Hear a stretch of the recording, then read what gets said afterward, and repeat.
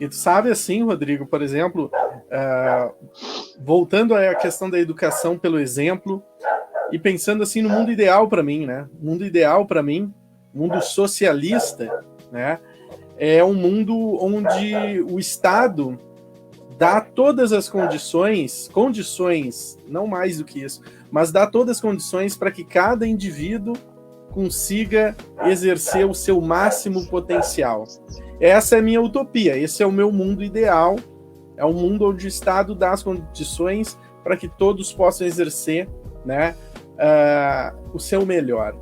E se eu quero isso, né, naquela minha fração de mundinho, que é a sala de aula é nosso mundinho, né? Aquele nosso mundinho, e eu acredito que a educação é primeiro pelo exemplo e pelo cativar, então eu tenho que dar o meu melhor também, né? Com aquilo que eu tenho. Eu não preciso dar um passo a mais, senão eu me estrepo, né? Se eu tentar fazer mais do que eu posso fazer como melhor, eu não consigo, eu me estresso, eu me canso, e eu vejo que muitos profissionais da educação adoecem porque entram nessa vibe. Perfeito. A gente tem que entender também, é uma questão de aprender pelo auto-reconhecer da nossa limitação também. Mas dentro dessa limitação, fazer o melhor possível. Na tua fala, eu vi uma grande alfinetada, eu acho, todos nós professores, né,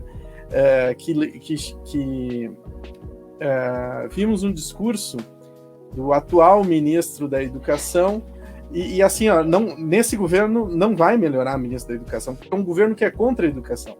Então ele coloca ministros da deseducação, né, e o ministro disse que a pessoa vira professor quando não tem mais nada o que fazer da vida. Eu particularmente, penso exatamente o contrário. A pessoa que não tem mais nada o que fazer na vida, ela vira ministro no governo atual, porque esse governo é um lixo, esse governo, né, nós que ensinamos história também, esse governo ele vai ser marcado como tudo de ruim. É um governo que não acertou em nada. Onde ele poderia acertar, que é na parte da economia, ele está errando grosseiramente. O dólar vai fechar R$6 até o final da semana.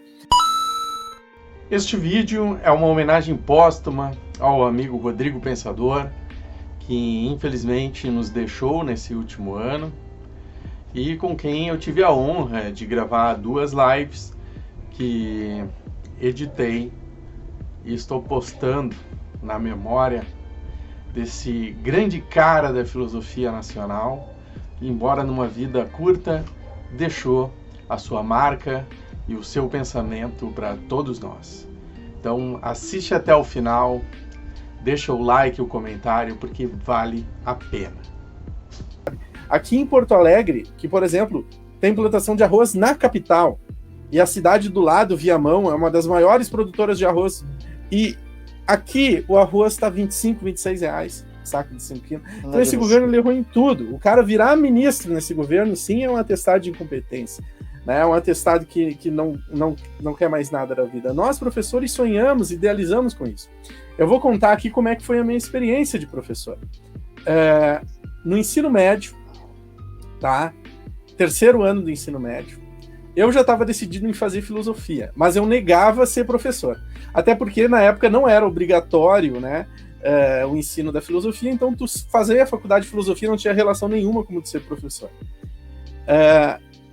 E a professora deu o trabalho que era a aula invertida. Olha a mudança de metodologia. A aula invertida. Então, por exemplo, eram 7 artes, ela dividiu em 7 grupos, que na verdade eram duplas e trios, né? Porque eram 7, a turma era relativamente pequena, por causa daquele peneirão, né? A turma do 1º ano do médio tem 60 alunos, a do 3º tem 20, né? E esses alunos do ensino médio, eles não retornam mais, eles pegam o diploma de supletivo e depois eles não conseguem mais entrar numa faculdade, ou alguns até conseguem, mas a maioria não consegue, e a discrepância social só se acentua nessa realidade aí. Nós, professores, fazemos o melhor para evitar, mas muitas vezes o aluno para de ir porque tem que trabalhar, para ir para um monte de coisa. E aí a professora deu a aula invertida, e eu peguei o cinema, e daí dentro do meu trio era justamente a parte da tecnologia. E eu estudei em casa, pesquisei, né? Tinha o Google já, mas o Google não era o melhor era o Alta Vista. E aí pesquisei lá, estudei sobre cinema, preparei a aula invertida, e quando eu dei a aula, né, naquele dia, foi uma experiência fantástica, Bruno. E ali eu decidi que eu ia fazer filosofia e eu ia ser professor, sim, porque eu gostaria de estar naquela posição ali o resto da minha vida. E aí eu já tinha 2 anos, 2 anos de carteira assinada, já trabalhando, então já conhecia um pouquinho de mercado de trabalho e tudo, e foi uma experiência transformadora por causa de uma metodologia diferente que uma professora fez. Professora de artes, professor de física, de matemática, se faz uma metodologia ainda mais encantadora, mas a gente sabe as pressões que tem de fora, né? Eu sempre digo assim, Rodrigo, uma certa inveja, né? Porque já teve anos que, por causa de greve e tudo, as notas dos alunos ficaram com uma média bem baixa. Daí chega lá na entrega dos boletins, tá lá a salinha, filosofia, sociologia, história, geografia. Daí a gente fica tudo sentadinho ali, né? Vem um outro pai, que é do aluno nota 10, porque o pai é, né, interessado, presente. Como é que tá meu filho? Daí tu puxa lá, o cara tá tudo 10. É maravilhoso, esse guri aí eu queria que fosse meu filho. Esse guri aí é maravilhoso. Daí tu olha na salinha do lado ali, matemática, só matemática, mais nenhuma. E daí tem uma fila de pai, tudo querendo saber como é que os filhos estão em matemática. Tipo assim, ó, como tá em matemática, os pais se preocupam pra caramba, porque a sociedade cobra, né? Agora, como tá o filho em filosofia, né? Só o pai muito interessado que vai lá ver, né? Então não tem nada a ver com a nota alta, com a nota baixa, é o jeito que a sociedade trata, né? As humanidades. E aí tu tem uma sociedade desumana, né? E aí a nossa importância de ser esse exemplo, esse cativador, esse humano, ela aumenta ainda mais essa importância de ter os métodos diferentes. Eu sei, né, eu que estou entrevistando, mas não quero dar uma de Jô Soares, mas já emendando aí nas questões de métodos diferentes, essa questão de todos os alunos se olharem, ela é essencial para a filosofia. Para outras matérias eu não sei. Bom, eu ensinei sociologia também, para matemática, para as exatas, para as biológicas, que eu não posso dizer. Mas para humanas ela é essencial. E eu fiz um quebra-pau na escola que eu dou aula de ensino médio, né? Porque eu queria uma sala específica, porque aquela sala específica era uma sala quadrada, né? E que em vez de cadeira e classe, ela tinha aquelas carteiras antigas, sabe? Que é só o braço, assim. E aí, então, não tem aquela porcaria de mesa. A mesa é um escudo. Tem que tocar fogo na mesa de escola. E ficar só com as carteiras. E aí eu faço em U à disposição. Sempre em U. Todas as aulas é em U. Porque o U ele faz a função do círculo, mas ainda permite a projeção, o quadro, ou as próprias minhas aulas expositivas. Eu vou dizer que eu saí muito viciado em aula expositiva na faculdade, né? E eu me lembro que nas discussões com os colegas, o professor bom, o professor, desculpem pelo termo, mas era o que a gente usava, o professor fodão era o que dava aula expositiva 4 horas seguidas. Esse era o fodão. O que abria PDF, a gente ria da cara. Na faculdade, e olha lá, o cara vai abrir o PDF para falar do Kant. Isso aí não é de nada. O bom é aquele que decorou as 700 páginas do Kant e fala em alemão, mesmo que a gente não entendia nada. Aqui fala em alemão lá, cita em alemão o Kant, esse que é o bom. E tu chega na escola, isso não dá certo. Esse campeonato, essa disputa de egos que tem na academia universitária, ela não funciona. E tem professor que faz isso na escola, daí tu traumatiza os alunos, não é uma experiência legal. E então o cara vai se pulindo, né? Esses anos de experiência a gente vai conhecendo mais. E no ensino médio, eu peguei essa disposição de sala, eu criei polígrafos para fazer exatamente isso que tu disse. E aí, nesses polígrafos, tem a matéria mastigadinha, mas tem QR Codes, e eu uso isso já há uns 5 anos. Na época, os alunos não sabiam o que era QR Code, eu sabia. Uau. Hoje eles tudo sabem. Hoje eles tudo sabem. E os QR Codes, esses QR Codes, eles podem ir para o texto mais complexo, ou eles podem ir para pesquisa, ou eles podem ir para um vídeo, né? Através daquele QR Code. Então ele expande a sala de aula fora, porque a gente tem 1 horinha por semana com os alunos. A gente tem 1 horinha para ensinar a história da filosofia de 2.700 anos para eles. Então a gente tem que ter uma maneira de expandir.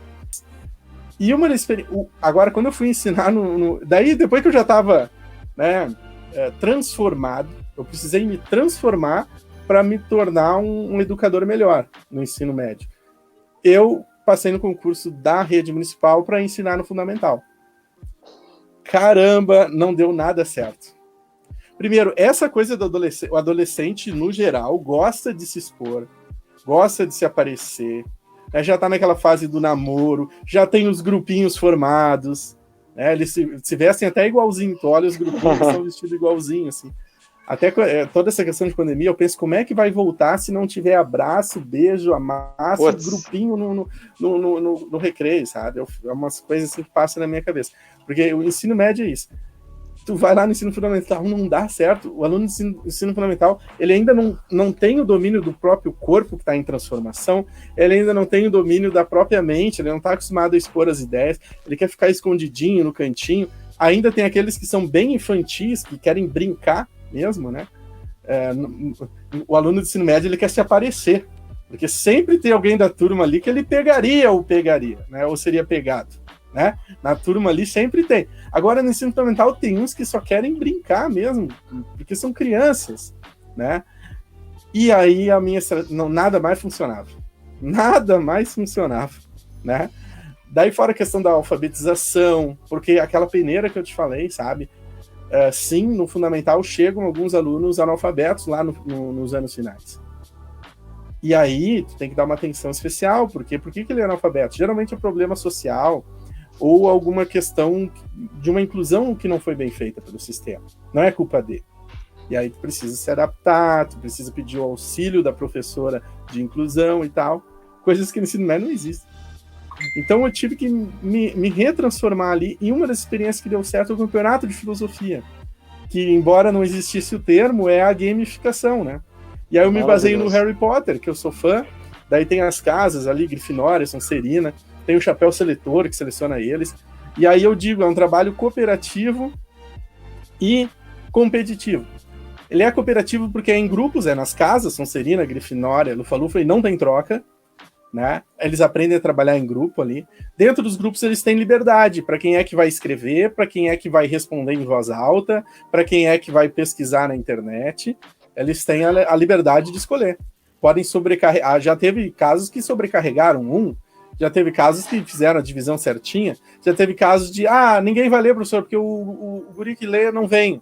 Eu falo, então vocês vão perder 10 pontos. Não, daí eu leio, sabe? Então, por quê? Porque tem uma competição também, assim como no Harry Potter, né? Tem a taça das casas, né? E no final ali a casa que chega lá ganha, né? E tal. Então e alguns alunos se motivam demais pela cooperação, pelo trabalho em grupo.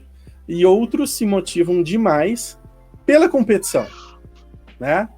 Então é uma transformação completa na sala de aula, né? Às vezes a aula, assim, ó, parece um fervor de uma igreja pentecostal, sabe? Porque eles começam a discutir, o trabalho em grupo tem essa magia, essa maravilha, que o professor do lado às vezes estranha. Mas que bagunça é essa? Entendo. Eu falei, não, bagunça não. Presta atenção no que eles estão falando. Tudo falando da matéria, né? Tudo falando da matéria. A gente não tem bagunça nenhuma. Essa aqui é a aula de filosofia acontecendo. Porque o silêncio às vezes perturba, e o silêncio ensina. Tenho minhas dúvidas se o silêncio ensina mais que o barulho. Alguns aprendem mais no silêncio, alguns aprendem mais no barulho, né? Então acho que a sala de aula pode conviver com as duas coisas na medida certa, nos momentos certos, né? E, por exemplo, o que eu precisei para fazer o campeonato de filosofia? Mudar completamente a metodologia, imaginar, buscar exemplos, buscar lá no mundo da magia alguma coisa. Só que nada que, por exemplo, a estrutura ruim da escola, o fato de não ter um equipamento de ponta para dar aula, o fato dos alunos não ter recursos em casa, nada disso me evitou lá de botar essa nova tecnologia, né? Esses novos acessos, essas novas coisas, tá? E eu te digo, me deu um certo trabalho no início, essa mudança, ela é trabalhosa, ela é dificultosa, de direção, mas depois que eu vi que aquilo era uma ilha de sucesso nos mares de fracasso que é tu ser professor no Brasil hoje, ela só me trouxe mais prazer e melhorou muito mais as minhas aulas e principalmente minha relação com os alunos. Sabe, bom, eu não queria entrar no assunto pandemia, mas rapidinho antes de passar a palavra, Rodrigo. Muitos professores falaram que o importante nessas aulas online na pandemia era a gente manter o vínculo, tá? Com o aluno. Aí eu vejo alunos que eu dei aula literalmente há 10 anos atrás, que mantêm um vínculo comigo hoje, que seguem a página da filosofia hoje, né, que conversam comigo, né, que alguns que estão até engajados aí na minha campanha política, né? Então eu posso me considerar nesse sentido muito bem sucedido. Claro, tinha alunos que odiavam minhas aulas e se me verem na rua me xingam. É porque a gente nunca agrada a todos. E eu acho que quem tenta agradar a todos acaba não agradando ninguém, né? A gente vai lá, como tu disse, para fazer o nosso melhor, agradamos uns, mas acima de tudo, acima de todos, né? Vamos dizer assim, buscamos ser humanos e ensinar a importância da humanidade, né, Rodrigo? E aí, vamos fazer o salto aqui. A questão é o seguinte, já que eu falei ali da mudança e tudo mais, as características tu já falaste, mas assim, por que tu acha que é tão raro a gente perceber, ouvir falar de mudanças metodológicas, né, entre professores, entre escolas, vamos dizer assim, ou num sistema como um todo, né? O método, a maneira que a gente dá aula, né, é muito parecido como davam aula o Tomás de Aquino, lá no século XIV, né? É muito parecido. A diferença... não, mas eu uso o projetor. É completamente diferente. Não! O projetor está fazendo a função que a lousa fazia, que depois o quadro negro fez, depois que o quadro branco fez. Né? Por que tu acha que é tão difícil essas mudanças? E já, né, te dou aí a cutucada. Como tu acha que poderiam incentivar mudanças assim? E quais mudanças tu acha interessante e tudo mais? Fica à vontade, por favor. Pois é, vamos lá. Essa pergunta é bem pertinente, né? Por que há uma resistência para a mudança? Há uma coisa que eu percebo, né? Cada clima, existe um clima organizacional, né? Seja numa empresa, numa indústria, na área da saúde, e na escola não é diferente. Vamos tentar separar, assim, alguns grupos de ideologia em termos de professores.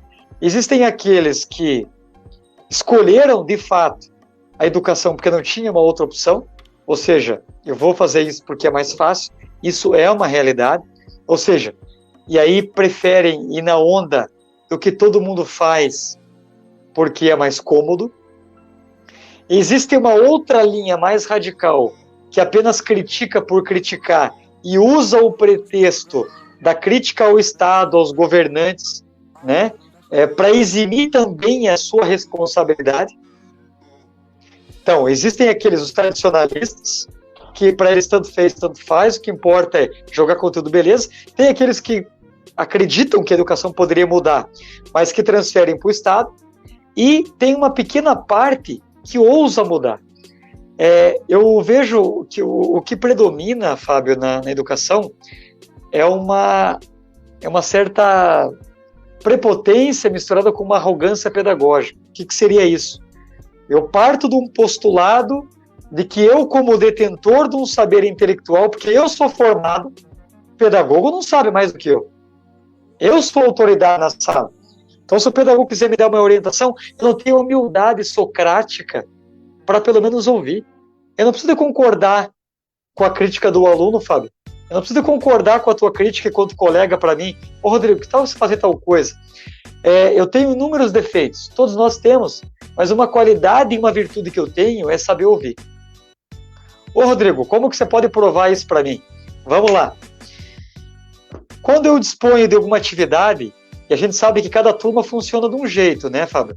Tem turma que é mais expressiva, tem turma que é mais introspectiva, e eu deixo para eles escolherem. Gente, vocês querem apresentar trabalho assim? Vocês querem criar um vídeo e gravar em casa para depois apresentar aqui? Cada grupo vai fazer do seu jeito. Então eu escuto de maneira democrática. Eu ouço eles. Por isso que quando eu falo, eu sou ouvido. Estão conseguindo entender, gente? Então, assim, é um pouco daquilo que, né? É claro que é um pouco forçado o pensamento positivo, né? Que deu origem àquele livro, àquele filme, né? Me ajuda a lembrar, Fábio? que fala sobre a questão... The Secret. Isso, a lei da atração, exatamente, o segredo, né? Que é a lei da atração. Então é justamente isso. Aquilo que eu emito para o mundo é aquilo que eu vou receber. Então, assim, é claro que é mais cômodo eu ficar na minha, né? Porque eu sou devedor do conhecimento. Ninguém sabe mais filosofia do que um professor de filosofia, pelo menos esse é o postulado. Então, dentro da sala de aula, o aluno não tem tanta autoridade como o professor. Ou seja, essa concepção tradicional acaba engessando o professor de se recriar. E aí é importante a filosofia nietzschiana, porque ele vai dizer que aquilo que afirma a vida por Nietzsche, essa vontade de potência ou esse tesão pela vida. O que me dá tesão, Fábio, por educação? Eu falo para o aluno, é verdade, eu falo assim, gente, você tem que chegar na escola com tesão, velho. E eles já ficam tudo alvoroçados. Nossa, professor, que massa, eu gosto. Eu falei, calma, cara, não é isso, né? Não é... Cuidado com a ejaculação precoce, não é essa a questão. A questão é você canalizar esse tesão para que você aprenda. Então, esse tesão que eu tenho por inovação dá bons frutos, porque a cada tentativa de atividade legal que eu faço, diferenciada, eu vou marcando a vida do aluno e ele vai falar, nossa, professor, adorei a atividade. E esse feedback positivo, Fábio, vai alimentando a minha vontade de potência e fazendo com que eu, segundo o Nietzsche, né, vou indo além de mim mesmo, né, transvalorando o próprio homem, como diz o Nietzsche, né, além do homem, ou esse super-homem. A gente vai se recriando, mas para isso eu preciso de humildade. Humildade. Eu entro na sala de aula, eu não sei tudo. Eu falo para eles, gente, eu vou errar aqui no quadro, eu vou escrever errado, tem coisas que eu posso esquecer o nome, mas se eu não souber, eu vou procurar saber. E essa humildade e transparência que eu tenho com eles, que é ético, esse é um princípio ético, a transparência, a veracidade, a verdade, é isso que eu também cobro deles. O que eu faço periodicamente, Fábio? Se eu tenho o poder de avaliá-los, eles também me avaliam. A cada trimestre, porque aqui é trimestral, eu peço para eles uma avaliação com pontos positivos da minha aula, com pontos negativos da minha aula e o que pode ser aperfeiçoado. E aquilo que parece que é uma limitação minha, uma incompetência, em termos de limitação, no qual o aluno coloca sugestões para melhorar a minha aula, muito pelo contrário, é a evolução no trimestre posterior. O professor tem que estar aberto para ouvir, tem que estar aberto para que algum colega veja a sua aula. O que eu fico feliz, alguns momentos já aconteceram de colegas querer assistir a minha aula. Então, assim, eu fico muito feliz de trocar experiência, também de ver aquilo que o colega faz e absorver isso. Por exemplo, eu aprendi com colegas no qual eu trabalhei a ser um professor mais descolado, a usar gíria. Então, essas referências positivas para mim, eu trouxe para que fosse absorvido na minha maneira de ser. Né? Tecnologias que eu trouxe, aula com projetor, livro didático digital, que é uma forma que eu trabalho com os alunos, no qual eu explico para eles no quadro, né, e falo para eles como fazer um mapa mental, como selecionar as principais ideias, conceitos chaves para montar um mapa mental. Então, tudo isso eu aprendi com colegas também, né, que desenvolveram o fluxograma, mapa mental. Então, é importante você ouvir e aprender com colegas que queiram se aperfeiçoar. Porque o meu grande medo, Fábio, era chegar com 40, não estou ainda na casa dos 40, mas chegar aos 40, 50, 60 anos com aquela fadiga pedagógica. Ai, eu não tenho mais motivação para dar aula. Para mim, todo dia é igual, os alunos não querem saber de nada. Eu não quero esse discurso para mim. Eu quero apenas o encantamento. Eu quero que cada aula o aluno veja um novo professor dentro de uma mesma pessoa. E aí, Fábio, se você me permite, eu gostaria de ir além daquilo que nós já falamos aqui, que é a questão do aperfeiçoamento metodológico, a questão da ética e a questão da humanidade. Eu quero dar um salto além. E aí o Nietzsche é importante, né? Que ele dizia que sem a arte a vida seria um engano, seria um erro.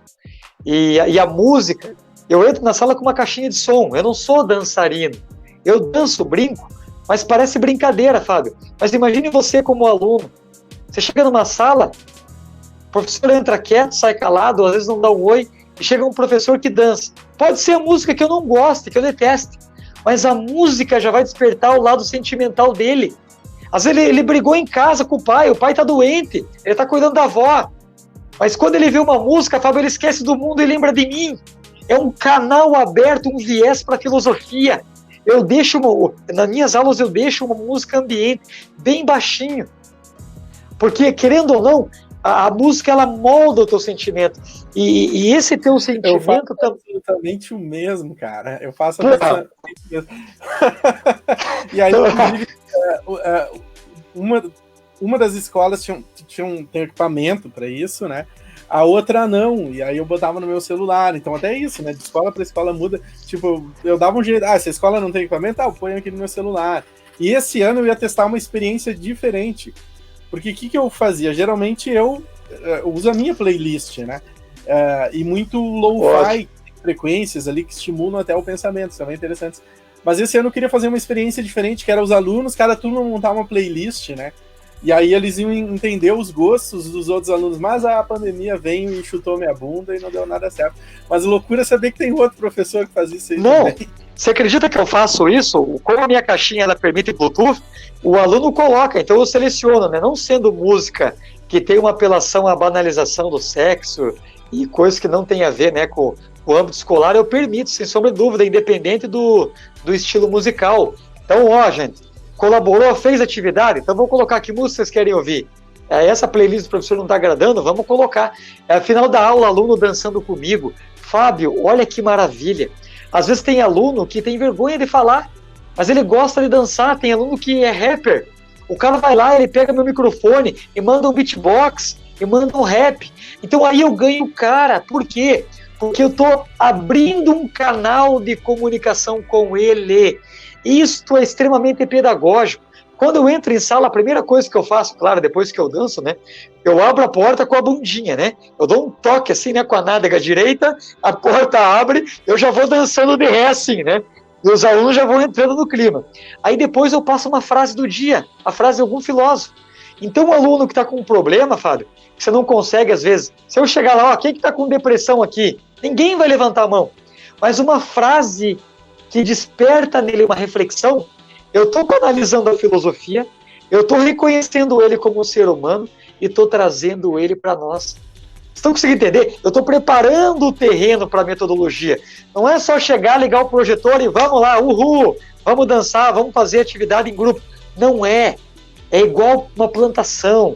Eu tenho que nutrir o solo, eu tenho que regar, dia após dia. Eu quero que o aluno, Fábio, desculpa aí a minha... Se soar como uma arrogância isso, tá? Mas de modo algum é uma arrogância. É uma ousadia no sentido de autossuperação pessoal. Isso é uma meta minha. Eu quero me vencer a cada dia. Então as roupas coloridas que eu coloco, os trejeitos, tudo o jeito que eu falo, que eu danço, que eu entono a voz, que eu grito, que eu subo em cima da cadeira, da carteira, é para que em todos os momentos o aluno lembre de mim como um professor diferente. Se ele não lembrar da música porque ele não gosta, mas aquele professor subiu na sala, subiu em cima da mesa. Se alguém um dia subir em cima da mesa da casa dele, ele vai lembrar de mim. Eu quero ser lembrado, onde quer que ele esteja. Eu quero ser uma referência moral para ele, uma referência intelectual, onde quer que ele esteja. Porque um dia talvez não esteja perto dele, mas eu não quero sair do coração dele. Porque a minha meta é ser importante. E ser importante, para quem não sabe, é ser introjetado para dentro, importar, ser levado para dentro, é jamais ser esquecido. E para que você jamais seja esquecido, você tem que ter uma dose de ousadia, uma dose de criatividade e fazer aquilo que ninguém nunca fez. Eu posso não conseguir sempre inovar, mas a minha intenção é dar o máximo sempre, porque cada aula para mim é como se fosse a última aula e a primeira aula. Como eu nunca sei quando vai terminar, que quando terminar a minha jornada aqui na Terra, que eu tenha dado o máximo, que eu tenha feito o máximo, e que eu ensine para ele, onde quer que ele esteja, que ele dê o máximo, que ele transborde, que ele vai além da borda, com quem que ele esteja. Porque viver intensamente, eu acho que é uma das poucas coisas que nos cabem diante das indeterminações que a existência nos oferece. Você que assistiu até aqui, certamente é um amante da filosofia. Então deixa o like, se inscreve, ativa o sininho, comentário, todo esse tipo de coisa que ajuda a página Filosofia Hoje a crescer cada vez mais. Mas se tu queres realmente fazer a diferença, manda um pix para fabiogT@filosofiahoje.com. é meu e-mail, manda um Pix de qualquer valor que vai fazer a diferença para eu trazer conteúdo legal aqui para vocês e filosófico toda semana. Assiste mais um vídeo. Obrigado, valeu e até a próxima!